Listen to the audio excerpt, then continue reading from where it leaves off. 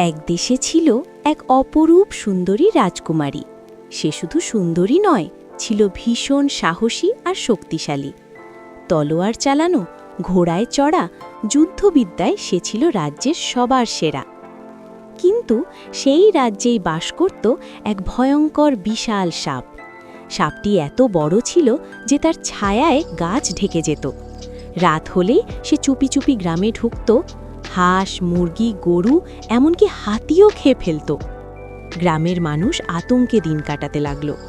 গরু, ছাগল উধাও, খামার ফাঁকা, সবাই ভয়ে কাঁপত।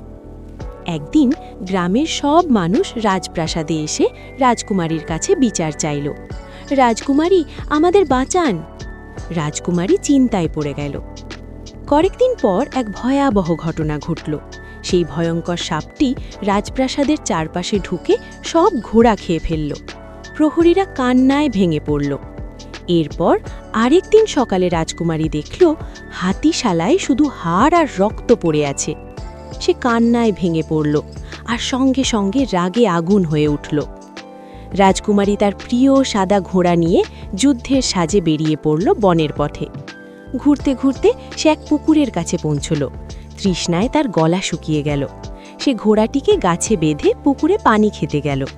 ঠিক তখনই পুকুরের জল কেঁপে উঠল, আর জল থেকে ভেসে উঠল এক সুন্দর রাজকুমার। রাজকুমার অবাক, রাজকুমারও অবাক। দুজনের চোখে চোখ পড়তেই মনের মধ্যে এক অদ্ভুত ভালো লাগা আর ভালোবাসা জন্ম নিল। হঠাৎ করেই ভয়ঙ্কর সেই সাপটি আবার হাজির। এক লাফে সে সাদা ঘোড়াটিকে গিলে ফেলল। রাজকুমারী আর দেরি করল না, তলোয়ার হাতে সাপের পিছু নিল। সাপটি পাহাড়ের নিচে গিয়ে আশ্রয় নিল। রাজকুমারী পাহাড়ের ওপর উঠে গেল। ঠিক তখনই রাজকুমার ওপর থেকে জাল ছুঁড়ে সাপটিকে আটকে ফেলল। এই সুযোগে রাজকুমারী তার তলোয়ার দিয়ে সাপটিকে টুকরো টুকরো করে ফেলল। ভয়ঙ্কর সাপের মৃত্যু হল। সব বিপদ শেষ। রাজকুমার রাজকুমারীকে নিয়ে রাজপ্রাসাদে ফিরে এলো। সবাই দাঁড়িয়ে সালাম জানালো। এরপর রাজ্যে শুরু হলো বড় বিয়ের আয়োজন। নাচ, গান, হাসি খুশিতে ভরে উঠল পুরো রাজ্য। সবাই মিলে রাজকুমার আর রাজকুমারীর বিয়ে দিল।